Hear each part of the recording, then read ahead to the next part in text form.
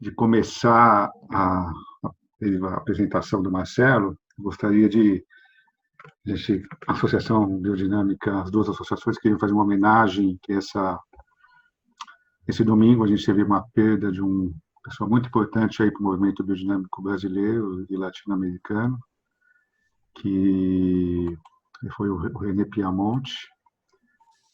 Queria fazer uma pequena fala do René, que é a foto mais recente dele, quando era criança. O René foi quando a Associação Biodinâmica foi criada. Opa! Tem algum som aberto aí.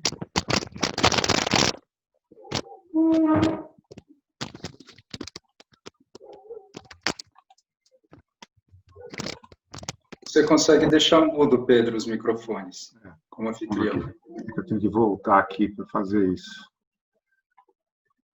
Deixa eu ver se eu acho aqui. Bom, então o René foi ele se formou, é de origem colombiana, ele veio fazer agronomia na Exalc, e aí ele se envolveu com o movimento biodinâmico, se interessou, se formou em 85, em 86 ele já veio para Botucatu, e foi um dos pioneiros que começou a Associação Biodinâmica naquela época, que estava bem no início ainda, e trabalhou na Associação Biodinâmica até 1997, ele que começou o calendário biodinâmico, fez um primeiro mestrado estudando efeitos preparados em hortaliças, na Unesp, e depois saiu do Brasil, foi para a Argentina, morou muitos anos na Argentina, apoiando a Associação Biodinâmica da Argentina, e nos últimos anos de vida ele estava no Peru, com a sua esposa e seus 2 filhos, e ele foi muito importante nesse movimento latino-americano de biodinâmica, ele ajudou a fundar a Associação Biodinâmica da Colômbia, do Peru, do Chile, do próprio Brasil. Teve muito presente também no movimento agora da Associação Biodinâmica do Equador, mais recentemente, e do Uruguai também. Então, esteve sempre participando de capacitações na América Latina inteira, um consultor bem atuante, e dava aulas aqui uma vez por ano, ele vinha no curso de biodinâmica aqui em Botucatu. Então, mas uma pessoa bem importante, queremos fazer aí um agradecimento a tudo que ele pôde nos dar. E ele foi docente, professor, mestre de muitas pessoas no movimento biodinâmico brasileiro.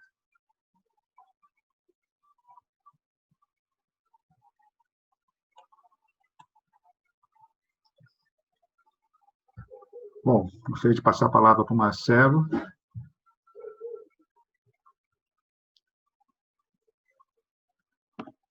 Marcelo é agrônomo, consultor da Associação Biodinâmica, que é bastante atuante aí na área de sistemas agroflorestais. Com a palavra, Marcelo. Obrigado, Pedro. Boa tarde a todos e todas. Realmente, essa homenagem aí ao René Piamonte, uma figura iluminada aí dentro da biodinâmica em vida e que siga esse caminho de iluminação, né? Certamente ele seguirá. O tema hoje que a gente vai conversar um pouco é sobre organismo agroflorestal biodinâmico, né?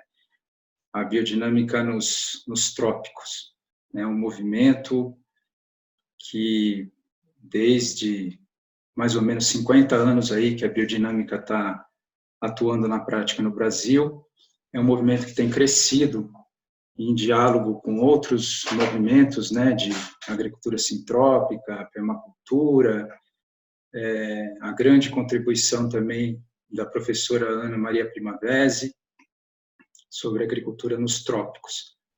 Então, apesar da gente estar falando de um movimento de agricultura que veio lá do hemisfério norte da Europa, né, e veio para o Brasil aí há 50 anos, ele já está sendo, né, nesses anos todos, muito trabalhado dentro da nossa realidade.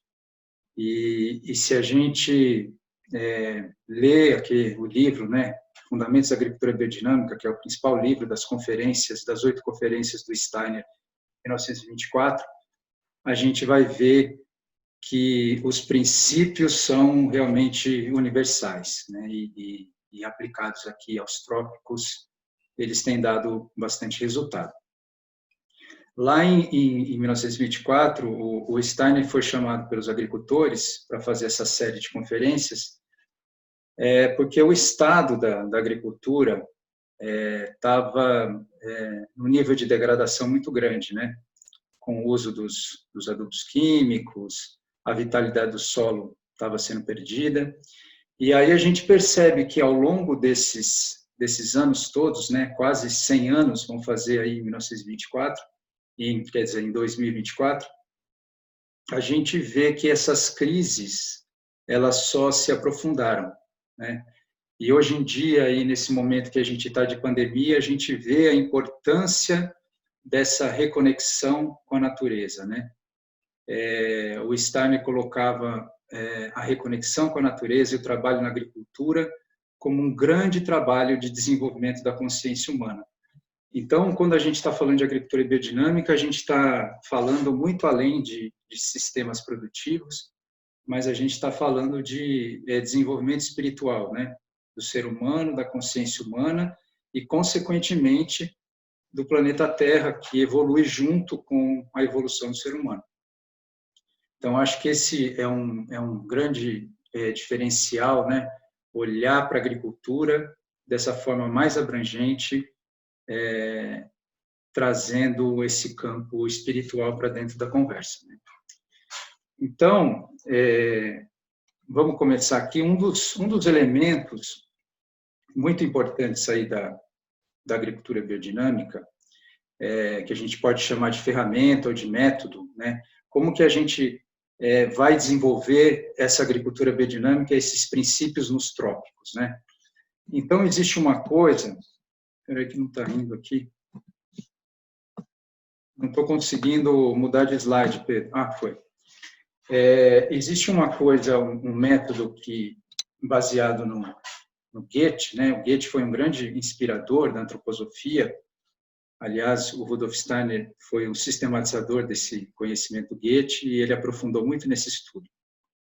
O Goethe traz uma coisa que é a observação fenomenológica, que é um ponto fundamental dentro do processo de desenho dos sistemas agrícolas, né? Como é que você consegue observar a natureza e, a partir dos fenômenos dessa natureza, a gente desenhar sistemas que vão, uma palavra que todo mundo usa aí, que vão de mãos dadas com a natureza, né? Como é que a gente desenha, então, sistemas produtivos aproveitando os fenômenos que já acontecem naturalmente, de forma que a gente tenha menos impactos, menos insumos, uma contribuição mais harmônica com o processo já natural que acontece nos trópicos.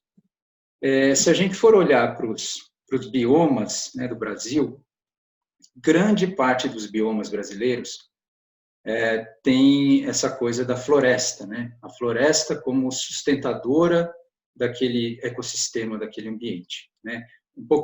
Talvez um pouco diferente do clima temperado. Aqui, quando a gente fala da Amazônia, né, do desmatamento da Amazônia, a gente fala da insustentabilidade do solo, né? Então, como que a vegetação nativa, a floresta, consegue contribuir com a sua vitalidade para a própria vitalidade do solo? Talvez um caminho diferenciado em relação à agricultura no clima temperado. E quando a gente olha, né, para esses 6 biomas brasileiros aqui, a grande maioria deles é coberto por floresta. Então, essa é basicamente a paisagem tropical e subtropical, quando a gente vai lá para o sul do país, né? É uma paisagem tomada por árvores, né? E o elemento principal dessa paisagem é a árvore. O Fernando já falou numa live anterior, né, sobre a importância e o papel da árvore dentro da biodinâmica. Então, eu nem vou entrar nesses detalhes, mas A árvore no ecossistema tropical, ela é fundamental para trazer essa vitalidade e para formar o solo. Aqui a gente vê, né, essa serrapilheira toda aqui no chão, né, essa matéria orgânica toda no chão, formando o solo que vem a partir das árvores. Quando a gente olha para a agricultura tradicional, a agricultura que aconteceu há muitos anos no Brasil, que é a agricultura de Coivara, a agricultura de Coivara usava esse sistema de corte-queima, né, mas sempre pensando nessa ciclagem, nessa formação do solo a partir da floresta. Então, quando a gente vai trazer a agricultura para os trópicos, a gente tem que levar isso muito em consideração. Inclusive, o papel da árvore como matéria orgânica de relação carbono-nitrogênio alta, né? A madeira no solo, né? Não só a folha que está aí identificada nessa foto, mas a madeira como um contribuinte da formação do solo e da vitalidade desse solo. A gente vê também na floresta, né, os diversos andares, né, que são aproveitados pela vegetação. E quando a gente olha para isso, a gente percebe que muitas plantas trabalham intensidades de luz diferentes. Isso é muito importante. Um caso muito emblemático no Brasil é o café. O café é uma planta de subbosque, né, que não é originária do Brasil, mas ela é naturalmente de subbosque e plantada a céu aberto. Então, quando você coloca essa planta a céu aberto, como é na maior parte dos cultivos no Brasil, essa planta passa por um desconforto fisiológico muito grande. E a gente não consegue trabalhar a eficiência fotossintética dessa planta da melhor forma, né? Então, esses sistemas, eles são desenhados para a gente tentar trabalhar também a eficiência fotossintética da planta. A gente sabe que, pelo mesmo buraquinho, entre aspas, vamos dizer, que a planta capta luz, ela perde água por transpiração.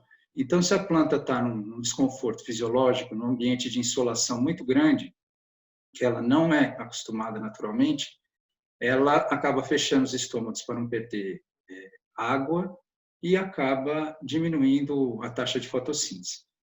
E aí, algumas pesquisas têm dito que nos trópicos as plantas se alimentam muito mais da luz solar, né, e principalmente nos trópicos, do que dos minerais do solo. Então, isso é muito importante a gente manter esse ambiente atmosférico adequado ao conforto fisiológico das plantas.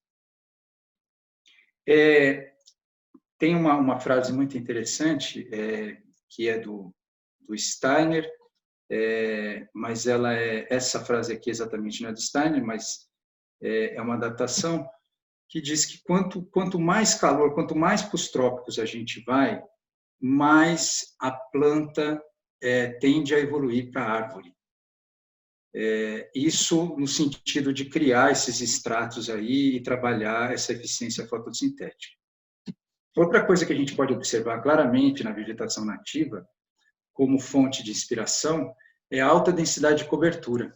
O próprio Ernest, né, o suíço da agrofloresta sintrópica, ele traz muito isso, né, a importância da gente semear em alta densidade, semear e plantar em alta densidade e deixar com que a natureza também consiga fazer a seleção e as escolhas. Ele fala uma frase bem interessante que é a gente criar condições para os que têm capacidade poderem se desenvolver, né? E um outro aspecto muito importante dentro das florestas tropicais é a sucessão ecológica. Então, é a mudança de espécies durante o tempo, né? E isso, quando a gente adapta para um sistema produtivo, a gente consegue aumentar a eficiência produtiva desse sistema também, né? Utilizando, então, os andares e a sucessão no tempo, essas duas coisas a gente consegue otimizar bastante o cultivo. Isso é uma coisa que tem tido vários estudos atualmente, né, em que uma área de plantio de sistema agroflorestal ela é muito mais produtiva do que qualquer monocultivo ou pequenos consórcios. Então, e essa frase do Steiner, que eu acho que o Fernandinho já acabou falando na live dele, mas que eu acho bem importante, é do papel da árvore, né? A árvore, ela não é só uma questão, ela não tem só uma propriedade física, né? De pegar nutrientes lá do fundo do solo, trazer para cima, criar condições de meia sombra, de eficiência fotossintética. Ela tem um papel muito importante na conexão, né? No esticamento, vamos dizer, dessa conexão com o mundo, do mundo mineral com o cosmos. Então, a árvore é como se fosse para a gente, né, para a gente humano, uma anciã, né, das demais plantas num determinado cultivo. Ela é a anciã que consegue passar as informações, consegue trabalhar com a memória daquele lugar. Porque quem trabalha a memória do lugar são os minerais, né? E a planta, a árvore, esse tronco mais mineralizado, ele consegue trazer essas informações também, que são captadas pelos minerais do próprio cosmos. Então, o papel da árvore espiritual dentro da paisagem é muito importante para o cultivo e principalmente nos trópicos. Então, eu chamo isso, né, quando a gente observa esses fenômenos todos, eu chamo isso de compreendendo a vontade do lugar, para a gente conseguir desenhar os sistemas produtivos mais compatíveis com o ambiente. Como que você, observando o lugar, entende o que ele quer ser e a gente consegue desenvolver um sistema que trabalhe em prol disso, né? E não no sentido contrário, onde a gente teria muito mais dificuldade, teria que usar muito mais insumos, etc. Né? Trazendo isso um pouco agora para a nossa realidade, né, de produção de alimentos, a biodiversidade, né, que a gente observa na floresta natural é uma coisa que deve ser reproduzida nos ambientes, né? Isso é muito importante dentro do organismo agrícola, a gente ter essa diversidade de espécies.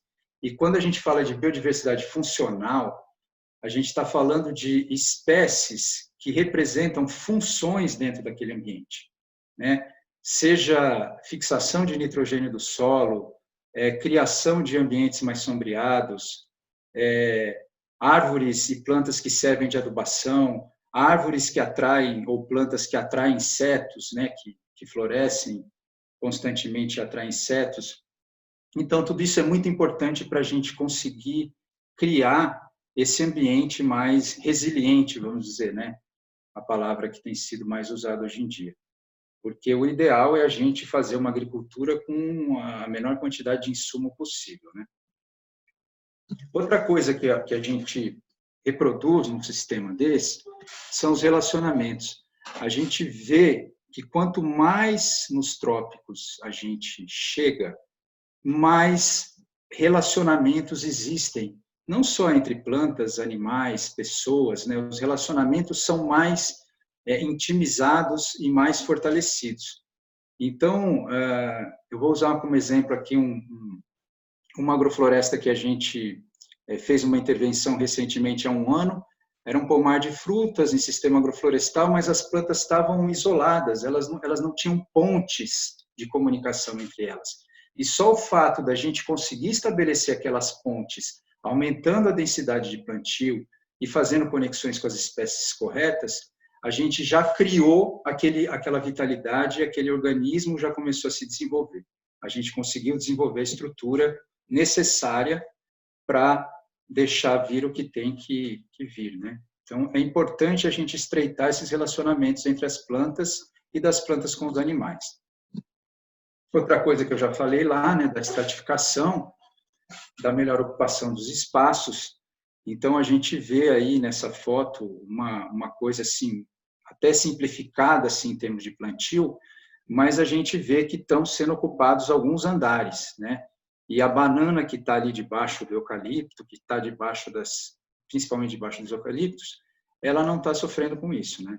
Ela está, na verdade, agradecendo essa eficiência fotossintética que ela está conseguindo fazer em função dessa luminosidade.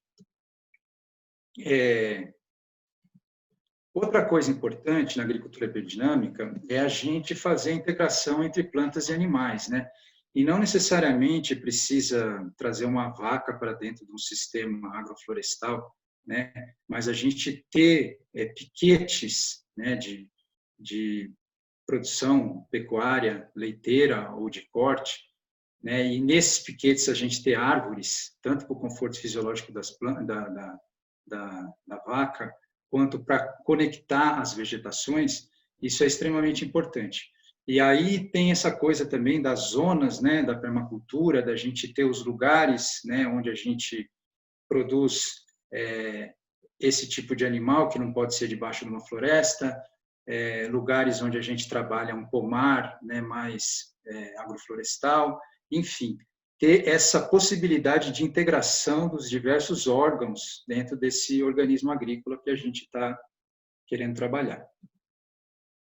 Outra coisa extremamente importante dentro da biodinâmica, que é um pilar da biodinâmica, é essa coisa da autossuficiência, né? Da gente ter a menor quantidade. É claro que talvez isso seja uma coisa dentro da utopia lá do Eduardo Galeano, né?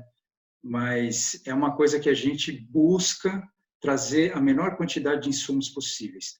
Então, a gente está falando aqui de uma mandala, por exemplo, onde a gente tem as plantas que vão ser as adubadeiras, as plantas que vão apoiar o crescimento das próximas plantas, e a gente tem um sistema praticamente autossuficiente aqui, independente de qualquer insumo externo.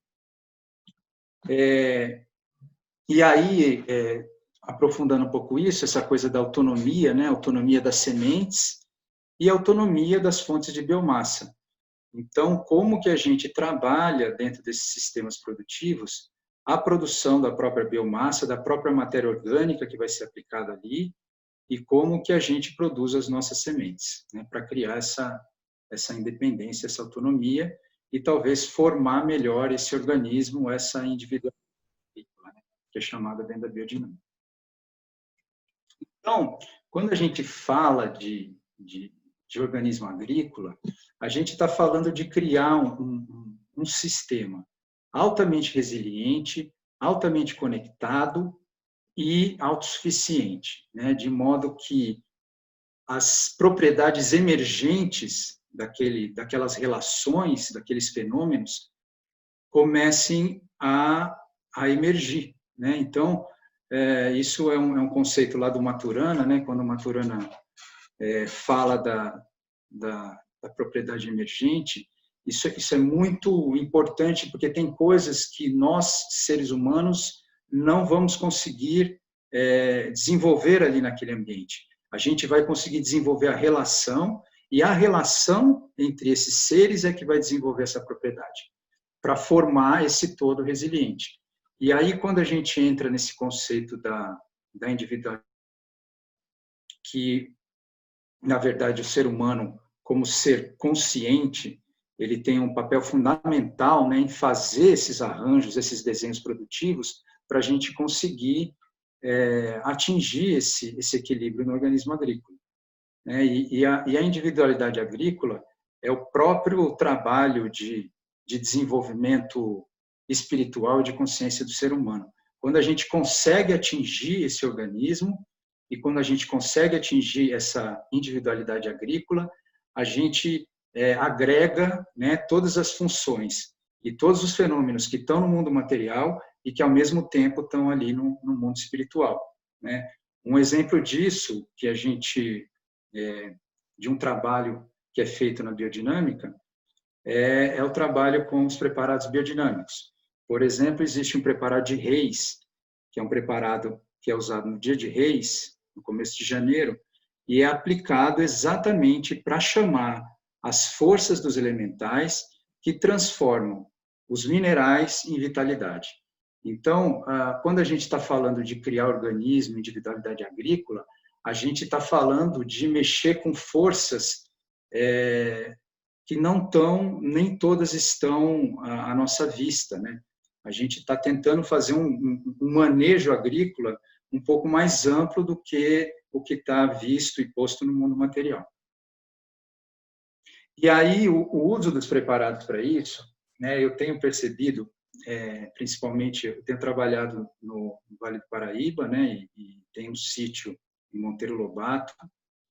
E aí quando você pega uma área daquele que é a paisagem da região aqui, pasto degradado de braquiária, é uma coisa muito difícil de você recuperar a vitalidade. E o uso dos preparados nesses ambientes aí, nessa agrofloresta que eu citei anteriormente e na própria agrofloresta que a gente está fazendo aqui em Monteiro Lobato, ele tem dado muito resultado, né? No sentido de conseguir, né, adiantar essas conexões, adiantar esse organismo agrícola. Então, na agrofloresta a gente usa principalmente o preparado 500, que é o preparado de chifre esterco.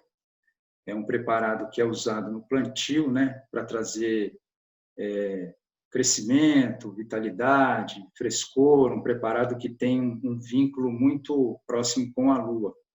Usa também o preparado 501, que é o preparado de chifre sílica, que aí traz essa coisa da luminosidade, do aquecimento, uma coisa voltada à frutificação. E os preparados de composto, a gente aplica via Fladen, né? Eu acho que esse é um campo legal de se estudar e desenvolver, né? Porque dentro da agrofloresta a gente não faz compostagem em um lugar fora e depois traz o composto para dentro do plantio. A gente faz compostagem laminar, né? A partir da poda do material, da trituração do material e do incremento do material lenhoso também no solo. Então, com o Fladen, a gente acaba trazendo os preparados de composto para dentro do sistema e eu acho uma coisa interessante da gente pensar como aplicar os preparados de composto dentro da compostagem laminar, né, num sistema de agrofloresta, além do uso do Fladen. Bom, e outro diferencial da agrofloresta na biodinâmica é o uso do calendário biodinâmico, né? A gente aí também tem uma série de pesquisas a respeito. Eu mesmo tenho usado bastante em casa, na minha hortinha caseira, e assim, é uma diferença incrível, assim, quando você planta uma rúcula no dia de folha, né, um alface no dia de folha.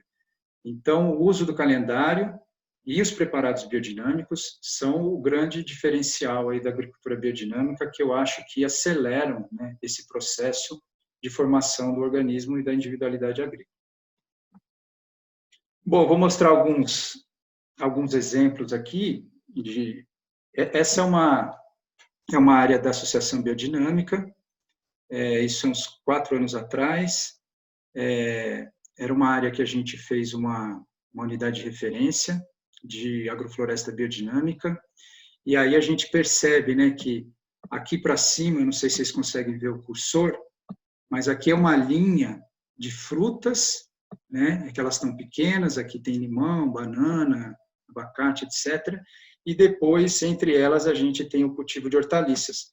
Mas mesmo o cultivo de hortaliças, ele está também consorciado, né, de forma que aqui a gente tem, onde está o cursor, a gente tem um repolho, um alface e uma berinjela.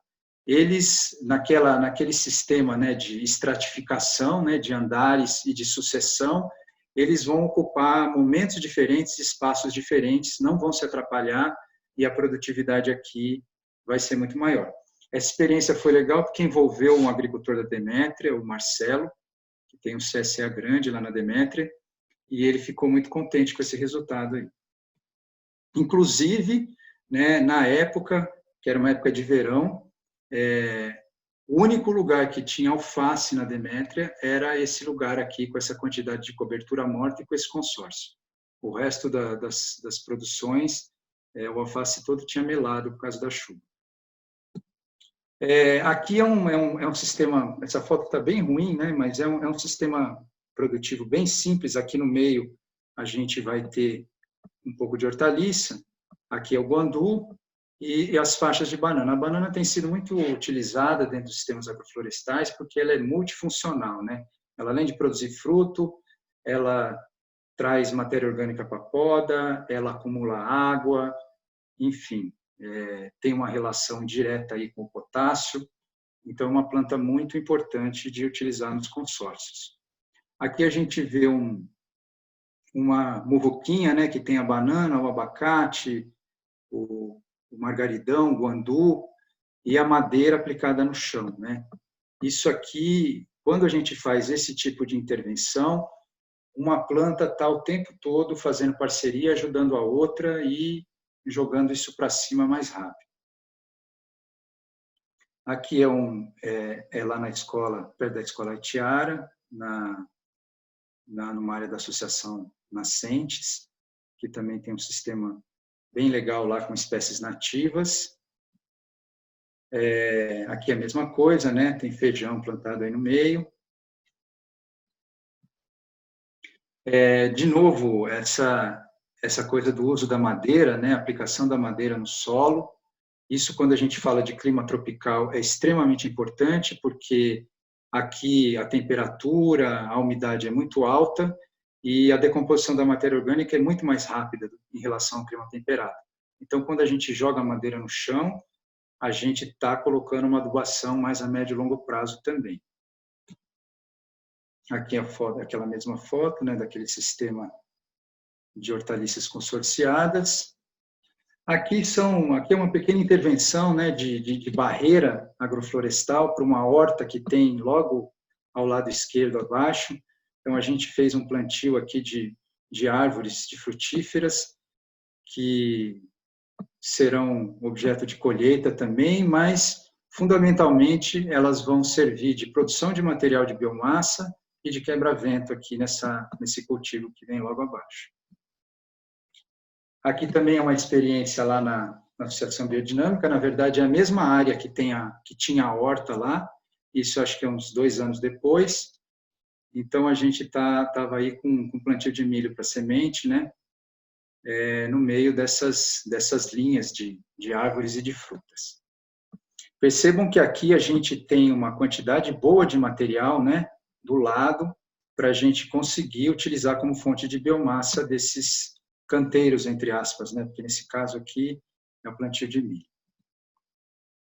Aqui é um sistema de produção de grãos que eu ajudei a implementar lá na UFSCar, como uma unidade de referência lá na UFSCar de Buri. Lá é uma paisagem muito tomada principalmente de soja.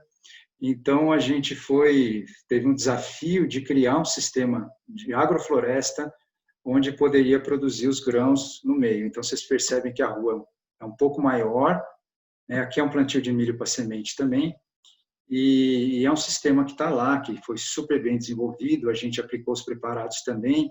Isso aqui é um cedro australiano, né? Esse primeiro aqui. Aqui é um eucalipto. Isso aqui não tinha um ano que a gente tinha colocado essas mudinhas de tubete. Então, você imagina o que é, né, essa força, essa vitalidade que o uso do preparado 500 traz para esse sistema produtivo. Aqui é a mesma área, um plantio de sorgo no meio, é um sorgo que foi utilizado para os carneiros, né, para a criação de ovino. Aqui é o mesmo sistema produtivo, que aí a gente acabou entrando com abacaxi aqui, né? É um lugar de insolação. O mesmo sistema aí com milho na rua. Vejam que esse sistema aí é um sistema que, se você faz, né, a poda constante desse material, dessas árvores, aqui tem bastante eucalipto na linha, né? Na linha de frutas, é uma linha de frutas com madeira, frutas altas com madeira e uma linha de frutas baixas com banana. Então, se a gente faz um manejo constante desse material, a gente continua tendo essa insolação necessária para a produção de grãos. E o que se perde de área aqui, né, entre aspas, perder, né, é muito pouco. Então, é um sistema produtivo bem interessante aí para substituir o monocultivo de grãos, né? Aqui, então, é o mesmo sistema, tem isso aí, tem 1 ano e pouquinho, né? Menos de 1 ano e meio, a banana já está tá desse jeito. Aqui é um sistema novo que a gente começou em Monteiro Lobato, né? Então, vocês veem assim, aqui é a braquiária que foi roçada e jogada aqui para a linha de frutas, e aqui a gente tem uma linha de frutas, as plantas estão baixas porque já foram todas podadas, né? Adubação verde, o guandu, o margaridão, né? Que vão dar início àquele sistema mais sombreado. Aqui, de novo, a gente vê a questão da madeira, né? Muito importante na adubação da agrofloresta. Finalizando, Marcelo? Sim, tá só faltando 2 slides. E aí um sistema de produção de hortaliças também, né? Esse sistema tá muito divulgado atualmente, né? Pela própria Sintropia. O sistema com eucalipto, banana e hortaliça, principalmente. Eucalipto e banana para produção de biomassa. E aqui são adubação verde, né? De inverno que a gente está fazendo no meio dessa agrofloresta em Monteiro Lobato. Depois desse sistema aqui, a gente vai entrar com o cultivo de fruta aqui no meio também, né? Então, é uma coisa para suplantar aí a braquiária e melhorar o solo para o que vem depois. Aqui é uma outra foto do mesmo. E esse aqui é aquele sistema que eu falei lá, que estava totalmente desconectado, esse plantio, essa fruticultura, essa agrofloresta baseada na fruticultura, e a gente plantou várias coisas, né, próximas e fazendo as pontes entre uma planta e outra, e o desenvolvimento, a aplicação de preparados, e o desenvolvimento foi muito, muito interessante. Bom, é isso. Só deixando uma frase aí dos Cherokees, né, dos índios norte-americanos, eles chamam a árvore de povo em pé, né? Então, eles dizem, povo em pé que me ensinarás a fincar as raízes na terra enquanto alcanço o avô sol, né? Enquanto faz essa conexão aí com o cosmo, né? É isso então, Pedro. Vamos abrir assim para uma conversa. Foi só uma breve introdução aí para a gente ficar agora no diálogo. Legal, Marcelo. Muito obrigado aí pela apresentação. Então, a ideia é a gente fazer um diálogo bem aberto. Quem quiser fazer perguntas diretamente, quem quiser escrever através do chat.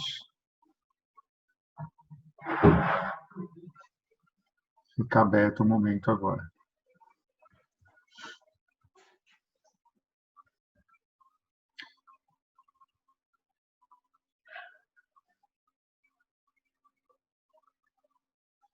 Eu queria fazer uma pergunta inicial, Marcelo. Eu vi que aqui no último slide, acho que num outro momento, você mostrou irrigação, você mostrou uma fita de irrigação.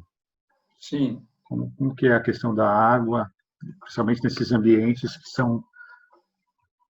tem clima seco, né, no inverno, como aqui no Cerrado, por exemplo, né? Então, nesse caso, no nosso caso ali também de Monteiro Lobato, é fundamental a irrigação se a gente quiser fazer algum cultivo na rua, né? Essa do de Monteiro Lobato, que teve adubo verde, a gente até implantou uma irrigação lá, mas deu problema na captação e a gente não conseguiu irrigar. Então, conseguimos aproveitar aí umas 2, 3 chuvinhas que levaram o adubo verde de inverno para frente. Mas se a gente quer trabalhar, né, aí entra na questão da produtividade, né? Se você quer trabalhar com fruticultura e ter mais de uma produção por ano e ter maior produtividade, a irrigação é extremamente importante. Não só no momento, né? Não só por conta do plantio nas ruas durante o inverno, né? Mas é isso. E esses lugares aqui de montanha, onde a gente tem trabalhado, são lugares que têm uma certa abundância de água, né? Pelo menos nesse sítio aí que a gente está, são 9 nascentes. Então, o fato de captar água e destinar, e tem um riozão embaixo, então não é problema para a gente. Mas no Cerrado eu vejo que isso é um problema um pouco maior, né? Mas aí depende da escolha do que vai plantar, né? Eu acho que dá para, sem irrigação, escolher espécies que são mais resistentes e tal, né?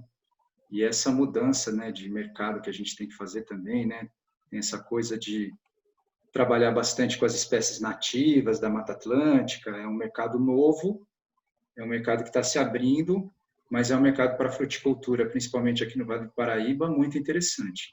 E aí as plantas realmente são muito mais adaptadas e nem precisaria de irrigação. Tem uma pergunta aqui do Júlio. Quando as espécies de maior porte passam a sombrear em demasia, no caso do cultivo de hortaliça ou de cítricos, por exemplo, é recomendado poda drástica ou basta levantar a saia, entre aspas, né? Não, depende da altura que essas árvores estão, obviamente, né? Agora, essa coisa da poda no sistema agroflorestal, ela é muito importante, porque ela é como se fosse uma bomba, né? Quanto mais você poda, quanto mais morre, mais você traz o crescimento e a vida, né? E então é uma bomba de produção de fotossíntese também. Então a poda constante é uma coisa extremamente recomendada. Agora, quando a gente fala de fruticultura, a gente tem que prestar atenção ao sombreamento, principalmente no inverno, que é a época de produção de flor, né? Então, quando a planta está florescendo, ela precisa de mais sol, né? E aí está o manejo de você, né, podar, aplicar um Fladen para melhorar e organizar esse processo de decomposição da planta e, ao mesmo tempo, aplicar um preparado de chifre sílica, né, para aumentar trabalhar a luminosidade no lugar. Então, são coisas que essa tomada de decisão depende muito das espécies, altura das espécies e do arranjo, o desenho produtivo que foi feito, né?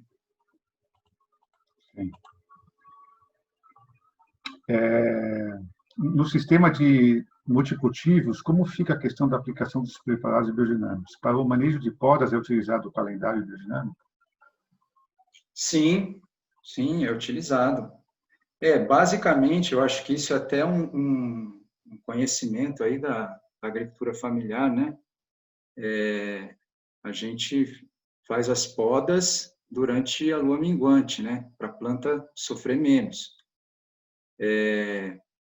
E aí, conforme eu falei, esse momento da poda, pelo menos a minha experiência, é o único momento em que eu misturo o preparado de chifre esterco com o preparado de Fladen, né?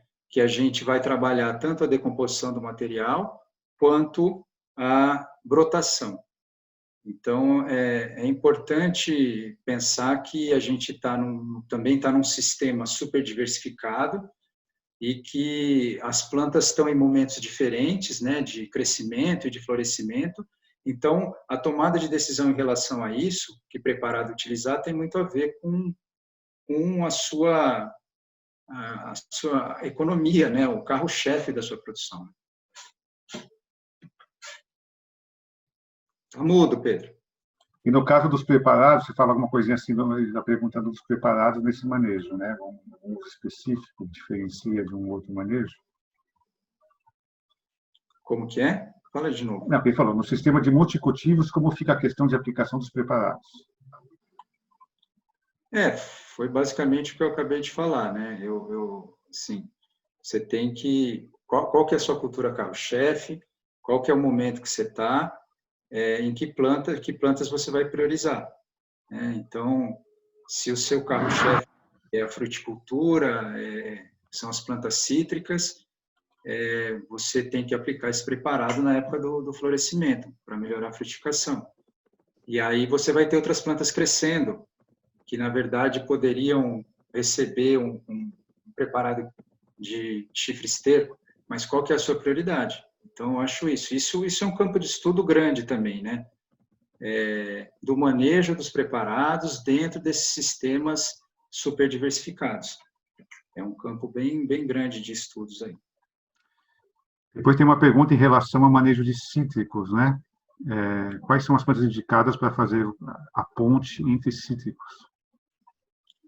Eu acho que assim, é difícil falar assim, para os citros, né? Depende muito mais do ambiente que você tiver, né? Se você está num cerrado, se você está numa mata atlântica, se você está num ambiente de litorâneo ou de montanha, mas as plantas que a gente tem utilizado aí, assim, depende da ocupação daqueles estratos, né? A gente está falando da ocupação daqueles vários andares. Então, a gente usa muito na coroa das plantas as crotalárias. Para fazer as pontes entre as plantas, se utiliza muito guandu, margaridão, tefrósia, a própria banana, né? Entre as frutas, as outras frutas. E aí a gente tem que construir esses andares. Qual que é a espécie que vai subir para o andar de cima, vai criar esse meio sombreamento, vai ser usado para pó de adubação. Você pode colocar madeira, né, no meio dessa história. Então, a gente está desenvolvendo também uns sistemas com produção de cedro australiano, principalmente, aqui é meio frio, então o mogno africano, que é bastante utilizado, ele não vai muito bem, mas a gente tem utilizado isso. O importante é conseguir desenvolver aquele organismo que a gente falou antes, de ocupar os vários estratos dentro do tempo, né, dentro da sucessão.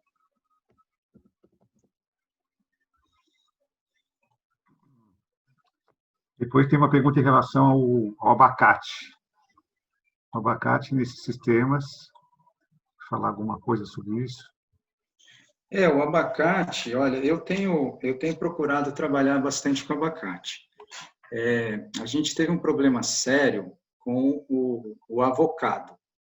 O avocado é muito sensível, então, nesses ambientes iniciais, né, de regeneração, que você sai de um pasto degradado de braquiária para pôr um abacate desse, é meio complicado.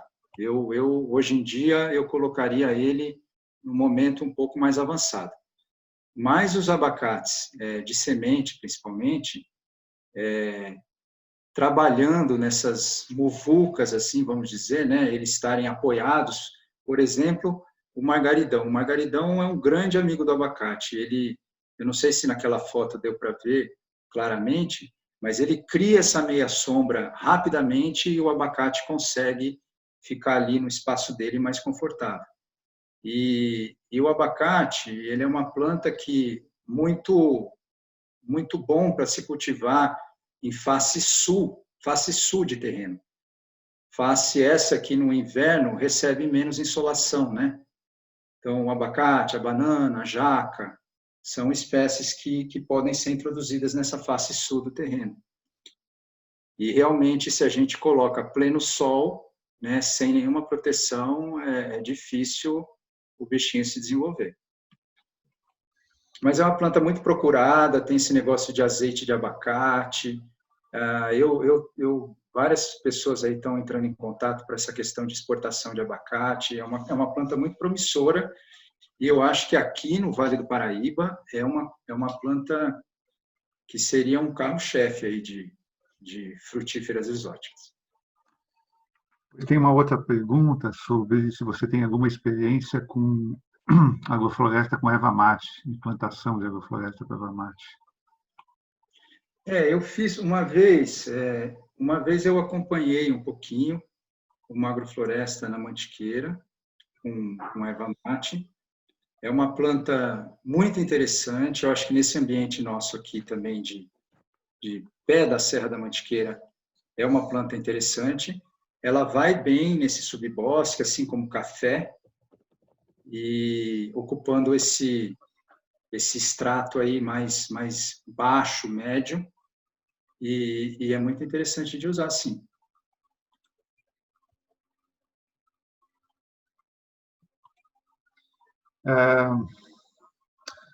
Tem uma pergunta que é o seguinte: como perceber a questão da vitalidade do solo sistema? Isso é algo intuitivo, visual, ou dá para fazer a correlação com o teor de matéria orgânica e outras propriedades físicas e químicas do solo que aparecem em análises comuns? É super. Eu acho que hoje em dia a gente consegue. É claro que a vitalidade do solo, ela tem vários níveis, assim, vamos dizer, de profundidade, né? Mas a vitalidade aparente, a gente consegue ver pelo número de organismos, micro-organismos e matéria orgânica que a gente tem no solo, que uma coisa depende da outra, né? Quanto mais poda você faz, mais matéria orgânica se incrementa no solo, mais atividade microbiana você tem, e aí isso vira, né, um pulsar de vitalidade o tempo todo. Mas o que eu falei no começo, da importância da árvore, né, e desses sistemas agroflorestais, é que a vitalidade do solo nos trópicos, por ser um lugar de alto intemperismo, né, alta decomposição acelerada, ela é muito importante a presença da árvore e da floresta para criar a própria vitalidade do solo. E tem assim, tem uns métodos tem alguns métodos você pode fazer uma análise microbiológica, né? Existe hoje em dia em laboratório de solo, você consegue fazer análise microbiológica para saber a diversidade e quantidade de micro-organismos que tem no solo. Isso reflete muito a vitalidade do solo, né? Agora, tem cor, tem cheiro, tem um monte de características, né, que você pode observar e identificar a vitalidade ou não. Depois, voltando ao abacate, você pergunta se o abacate pode ser considerado com a erva mate, né? E também e como que entra a nossa pecan, isso junto, já que a erva mate nativa pode chegar a grandes alturas e a cultivada em torno de 3 a 4 metros. Eu acho que tem super a ver esse consórcio de erva mate com abacate e nosso pecan. Nosso pecan, eu até dei uma pesquisada, porque eu queria conseguir muda, e tem um pessoal no Rio Grande do Sul que produz muda de nosso pecan, e eu acho que é uma planta assim interessantíssima para se introduzir nos sistemas agroflorestais aqui, né? Nessas regiões de média altitude, né? Ela vai acabar, tanto o abacate quanto a nossa pecan, a gente vai ter que fazer um sistema de poda para rebaixamento dessas árvores. A gente não vai deixar o abacate crescer lá para cima, nem a nossa pecan. Então, essa questão da poda, que chama poda de estratificação, você vai estar trabalhando para manter elas em andares diferentes, mas manter essas plantas relativamente baixas para facilitar a colheita. E com isso você vai incrementar aí fonte de biomassa no solo. Tem duas perguntas sobre as palmeiras, né? Uma pergunta se elas não são interessantes no sistema, né? Pensando também na questão da memória, da espiritualidade. E a outra pergunta especificamente sobre o uso de palmeiras como palmito jussara, pupunha e açaí em sistemas agroflorestais. Eu acho a palmeira é muito importante dentro dos sistemas agroflorestais, principalmente nessa paisagem aqui de Mata Atlântica que a gente está.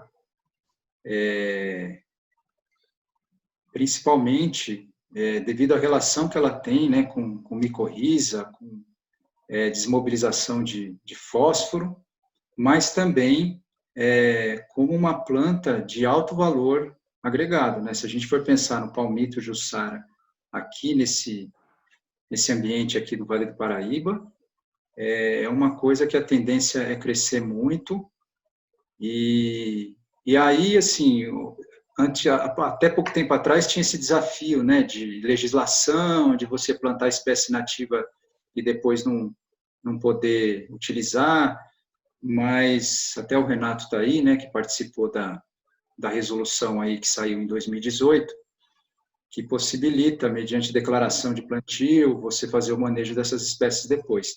Então, a tendência com essa resolução é crescer, como eu falei, a introdução das espécies nativas nesses sistemas agroflorestais. E isso também tem esse componente, né, da espécie nativa. Vamos pensar que a espécie nativa é a espécie que mais conhece o lugar, né? Então, quando você coloca uma espécie nativa no lugar, né, naquele sentido que eu tinha falado anteriormente das plantas anciãs, elas são as plantas que vão conseguir dizer para quem está chegando de exótico lá, falar, olha, o negócio aqui funciona assim, assim, assim. Então, tem esse trabalho também nesse nível mais da informação e da conexão com o espírito do lugar mesmo. Legal, Marcelo, já são 6h30. Seria suas palavras finais em relação ao tema de hoje. Bom, primeiro eu queria agradecer, então, a presença aí de todos. Quem tiver interesse em conversar em outros momentos, eu deixei meu contato no começo da apresentação. Acho muito importante esse movimento, né, da agrofloresta, né, desse diálogo que tem existido da biodinâmica com a agricultura sintrópica, com a permacultura, para a gente realmente criar essas paisagens agrícolas mais adequadas aos nossos ambientes naturais. Eu acho que isso tende a fortalecer, não só em termos de avanço e de velocidade na regeneração dessas áreas, né? Porque quando você faz uma agrofloresta dessa, você não está só produzindo, você está regenerando, você está trabalhando em prol da agricultura regenerativa, né? Então, você está recuperando solo, você está recuperando paisagem, você está trazendo fauna nativa, você está trazendo a própria natureza do lugar de volta. Então, acho muito importante a gente desenvolver mais esse conhecimento dentro da própria biodinâmica em relação com essas outras correntes aí de agricultura ecológica. Obrigado, Marcelo. Essa foi uma iniciativa, então, da Associação Biodinâmica do Sul do Brasil, da Associação Brasileira de Agricultura Biodinâmica. Em breve, aí, a apresentação vai estar no nosso canal do YouTube, assim como as outras que já ocorreram desde o início de maio. Muito obrigado aí, uma boa noite a todos. Obrigado, Pedro, obrigado a todos, grande abraço. Obrigado, Marcelo, pelo trabalho, Pedro também, obrigado pela condução. Obrigado, Nelson. Um abraço.